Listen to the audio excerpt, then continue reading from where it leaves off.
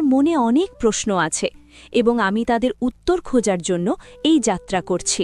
দয়া করে আমাকে পথ দেখান। অশ্বত্থ গাছ গম্ভীর স্বরে বলল, তোমার কৌতূহল যোগ্য মানব। আমি তোমাকে মৃত্যুর পরের প্রথম অবস্থার ব্যাপারে বলতে পারি, কিন্তু তার আগে তোমাকে আমার একটি ধাঁধার উত্তর দিতে হবে। যদি তুমি সঠিক উত্তর দিতে পারো তবেই আমি তোমাকে আগামী জ্ঞান দেব। আলোক শ্রদ্ধার সাথে মাথা নোয়ালো এবং বলল, দয়া করে আপনার ধাঁধা জিজ্ঞাসা করুন, আমি উত্তর দেবার চেষ্টা করব। অশ্বত্থ গাছ একটু হাসল এবং বলল, শোনো, এই ধাঁধা তোমারই জীবনের সাথে যুক্ত। যখন জীবিত থাকি তখন আমি কাল হই, মরার পরে আমি লাল হয়ে যাই। আমাকে যত জ্বালাবে আমি ততই ছড়িয়ে পড়ব। বলো, আমি কে? আলোক মন দিয়ে শুনল এবং চিন্তায় পড়ে গেল। এই ধাঁধা সাধারণ ছিল না। সে কিছু সময় ধরে চিন্তা করতে থাকল।